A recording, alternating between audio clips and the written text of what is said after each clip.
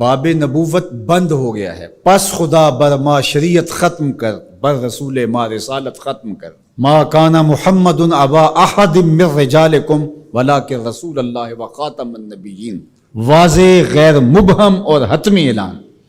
لیکن اس کے باوجود بھی ایک شخص نے کہا کہ میں نبی ہوں، لوگوں نے اسے بھی مان لیا۔ نبی کا آنا ممکن نہیں ہے، لیکن پھر بھی اگر کسی نے ادعا کیا تو لوگوں نے اس کو تسلیم کر لیا۔ اور ولی کا آنا تو ممکن ہے، تو اب کوئی شخص ادعائے ولایت کرتا ہے تو اس کو اگر لوگ مان لیں تو اس پر کیا تعجب ہے۔ تو یہ بات طے شدہ ہے کہ جس چیز کی ڈیمانڈ ہوتی ہے مارکیٹ میں 2 نمبر اسی کا آتا ہے۔ تو اولیاء اللہ یہ اللہ نے عزت کے نشان بنائے ہیں، تو اس لیے بہت سارے لوگ جھوٹے مدعی ہوں گے کہ ہم ولی ہیں۔ ولی کی جو حقیقی علامتیں ہیں وہ تقویٰ ہے، ایمان کی وہ اعلیٰ ترین منزل ہے جو اس کو نصیب ہوتی ہے، جو باقی لوگوں کا وہ مقسوم نہیں ہے۔ تو اب یہ تو منزل حاصل نہیں ہو پائے گی ان کو۔ اب ولی کی ایک ظاہری علامت جو بادی النظر میں ہے وہ کرامت ہے۔ اب کرامت کا ظہور بھی 2 نمبر لوگوں سے نہیں ہو سکتا، لیکن کوئی جھوٹی بات منسوب تو کر سکتے ہیں اپنے ساتھ، یا کوئی مکر، کوئی فن اس کو کرامت تو قرار دے سکتے ہیں دجل، فریب اور دھوکے کے ذریعے سے، اور ایسا ہوتا ہے۔ تو اگر 2 نمبر اولیاء پائے جائیں اور ہم پہچان بھی جائیں یہ 2 نمبر ہیں، یا کسی کی جھوٹی کرامت کو سنیں، تو اس کا یہ مطلب ہوگا کہ ہم اولیاء کا انکار کر دیں۔ جھوٹے مدعیان نبوت کو ہم پائیں، ان کا انکار کریں، تو کیا اس کا یہ مطلب ہوگا کہ 1 لاکھ کئی ہزار نبیوں کا بھی انکار کر دیں؟ کوئی جھوٹا مدعی نبوت جھوٹے معجزات پھیلا دے اپنے، ان جھوٹے معجزات کا ہم انکار کریں، تو کیا اس بہانے ہم سچے نبیوں کے معجزات کا بھی انکار کر دیں؟ یہ تو دانش مندی ہی نہیں ہے۔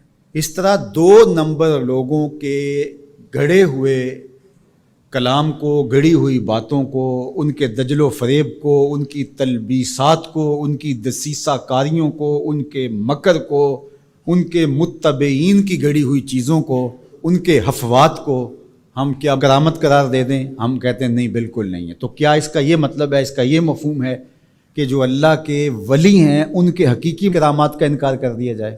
جب علم سطحی ہوگا تو ایسا ہوگا۔ 2 نمبر لوگوں کی حفوات کو آپ ضرور اس کی تردید کریں۔ بزرگوں کی کتابوں کے اندر بعد میں آنے والوں نے کچھ چیزیں مندرج کر دیں۔ جب اللہ کے رسول سے لوگوں نے حدیثیں منسوب کر دیں تو کسی بزرگ کے ساتھ کرامت کیوں نہیں منسوب کی جائے گی؟ یہ ہو سکتا ہے، اس کو آپ الگ کیجئے، فن کے اعتبار سے الگ کیجئے، جس طرح محدثین نے کیا، انہوں نے چھانٹی کی، موضوع اور صحیح کو الگ الگ کیا۔ یہ تو نہیں ہے کہ ایک موضوع حدیث آ گئی تو پورے ذخیرہ حدیث کا انکار کر دیا، ایسا تو نہیں کیا۔ بہار کے راہ گلی میں راہ مسوز، اگر کمبل میں پسو پڑ جائیں تو کمبل جلانا چاہیے یا جھاڑ کے پسو نکالنے چاہیے؟ دانش مندی تو یہی ہے کہ اس کمبل سے پسوؤں کو نکال کر کے اس کمبل کو صاف کیا جائے، نہ یہ ہے کہ کمبل ہی جلا دیا جائے۔ لوگوں نے دین ہی جلا دیا۔ اور میں آپ کو ایک کہانی قرآن سے سناؤں۔ واقعہ اس طرح ہوا کہ حضرت سلیمان علیہ السلام کو آ کے ہدہد نے بتایا کہ ملک سبا میں ایک خاتون ہے جو لوگوں پر حکمرانی کر رہی ہے، اور اس کے پاس بہت بڑا تخت ہے۔ اس تخت کی چوڑائی اور لمبائی علماء تفسیر نے لکھا کہ 60 ہاتھ چوڑا تھا اور 80 ہاتھ لمبا تھا۔ حضرت سلیمان علیہ السلام نے اس کو خط لکھا ملکہ بلقیس کو کہ تم میرے پاس حاضر ہو جاؤ، ورنہ جو ہے وہ میرے ساتھ جنگ کرنے کے لیے تیار ہو جاؤ۔ اس نے تحفے اور انعام و اکرام لے کر کے حاضر ہونے کا فیصلہ کیا۔ جب وہ بہت قریب آ گئی تو آپ کی مجلس لگی تھی حضرت سلیمان کی، تو آپ نے اپنے لوگوں کو کہا کہ وہ جس تخت پہ ناز کرتی ہے تو کوئی ہے اس کے آنے سے پہلے لے آئے، اور وہ بالکل قریب آ چکی تھی۔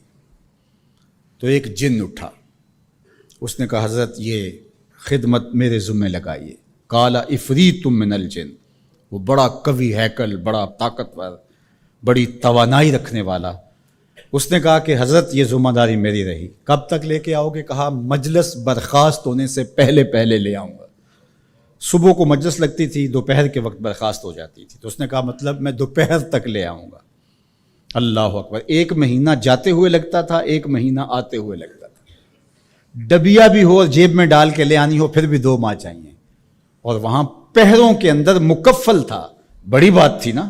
لیکن حضرت سلیمان نے کہا نہیں مجھے اس سے بھی پہلے چاہیے. تو پھر کیا ہوا؟ قال الذی عندہ علم من الکتاب. پھر وہ اٹھا جس کے سینے میں زبور کا علم تھا، جو کتاب کو جاننے والا تھا. وہ بولا انا آتی کا بہی قبل ان یرتد الیک طرفک. حضرت آپ آنکھ بعد میں جھپکیں گے، تخت پہلے پڑا ہوگا. اور حضرت سلیمان نے بھی آنکھ نہیں جھپکی تھی، تخت پڑا ہوا تھا. 1 مہینہ جاتے ہوئے لگتا ہے، 1 مہینہ آتے ہوئے لگتا ہے. یار حضرت سلیمان کا امتی آنے واحد میں تخت لے کے قدموں میں حاضر کر دیں، اور یہ قرآن نے کہا ہے، تو شاہ نقش بند بخارے سے قابل میں نہیں آ سکتے. باقی امتوں کے ولی شانوں والے ہیں، لیکن جس طرح حضور نبیوں سے افضل ہیں، حضور کی امت امتوں سے افضل ہے. حضور کی امت کے ولی باقی امتوں کے ولیوں سے افضل ہے من حیث المجموع.